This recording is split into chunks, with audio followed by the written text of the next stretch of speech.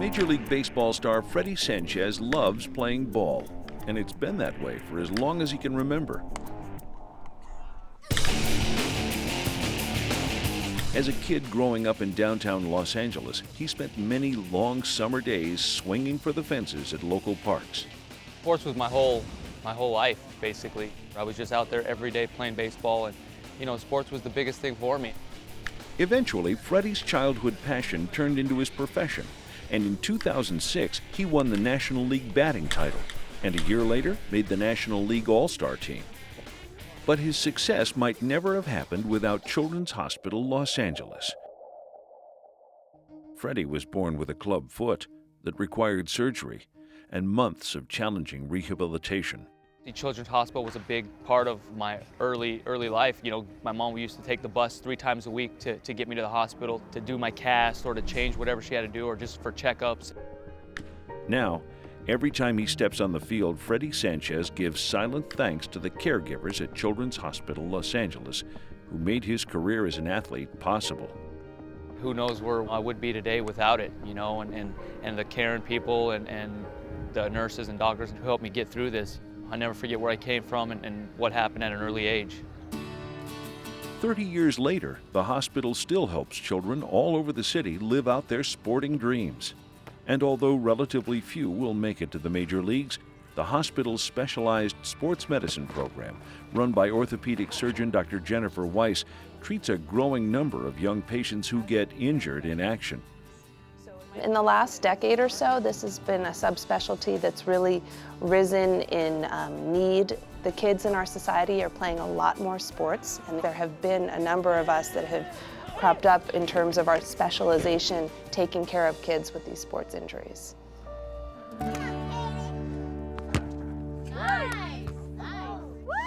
By the age of 10, Katie Stone from Bakersfield was already an avid athlete.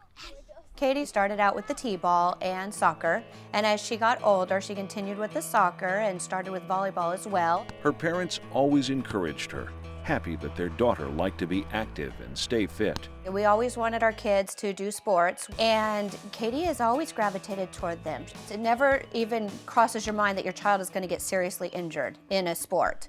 Then, one night at soccer practice when Tiffany was coaching her daughter, everything changed for Katie Stone. Katie just suddenly came to me with tears in her eyes and said, "Mom, I'm in so much pain, I just can't play." And I said, "Okay, you'll be okay. We're just gonna scrimmage, suck it up, let's go." And she said, "Mom, I can't." Just tears pouring down her face. She said, "I just can't." At that point, I knew that something definitely was wrong with Katie. An MRI showed that Katie had a torn meniscus in her left knee.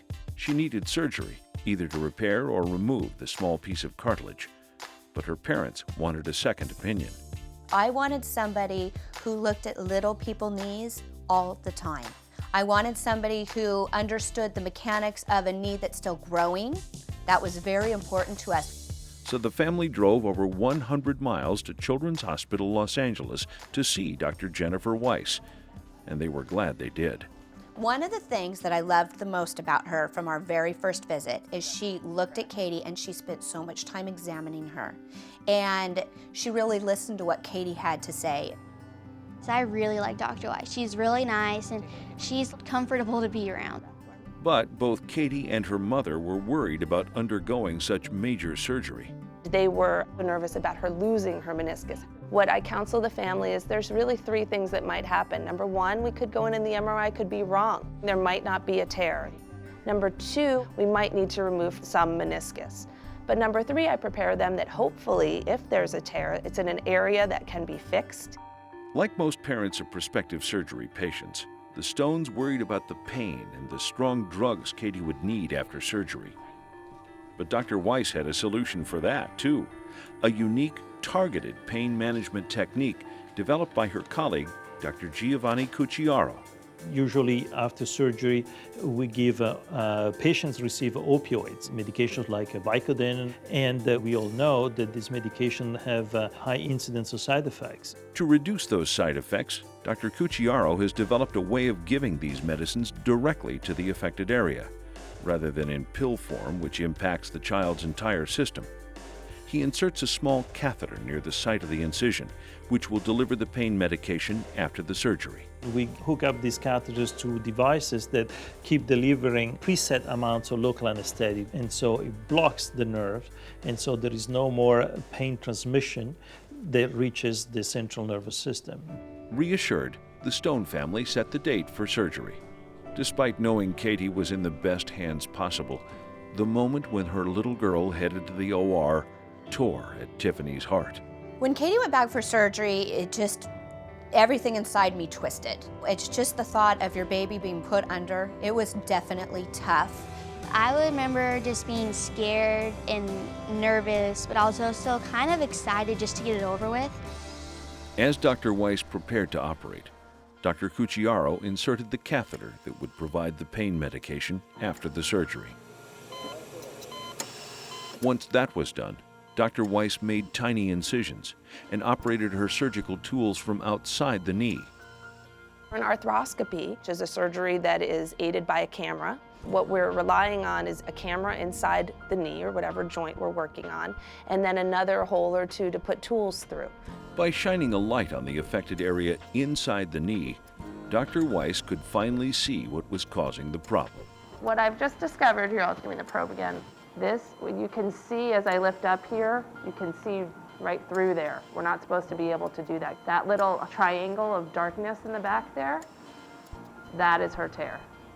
So when I went in, she had a tear that was simple in nature. It was in an area that gets blood supply, and it was not huge. So I was able to fix it with stitches from the inside. With the procedure almost complete, Katie's parents anxiously waited for news from the doctors. I started crying. I just wanted Katie. I just wanted to see her, to know that she was okay. I just wanted to see her and hug her. And finally, Dr. Weiss arrived with the good news. Hey guys, you're coming here, I'll tell you about it. Everything went really well. Is he gonna get to come? Yes. We repaired and we released. Katie was able to leave the hospital that same day, and thanks to the targeted pain medication, she experienced very little discomfort. Her recovery went smoother and faster than the family could have ever imagined. It was really nice just to be able to go home and not have to stay the night in the hospital, because it was already scary enough as it was. And within 2 months of the surgery, Katie was able to resume activity out on the sports field. It was that quick. Within 3 months, she was running the mile in PE at school and back on the court playing volleyball. And that was one of the happiest things in my life, just to finally be able to walk and run and go play sports again. And that's exactly what Dr. Weiss hoped would happen. Because although she treats sports injuries for a living, the last thing the doctor wants is to discourage children from being active. Her message? Exercise often and vigorously, but at the same time, be careful. We know that there's a big problem with childhood obesity in this country, and encouraging children to play sports and be active is very important in terms of controlling that health-wise. I'm very grateful for Dr. Weiss for that surgery, and it's like amazing just to be able to be back of how I was before the whole injury.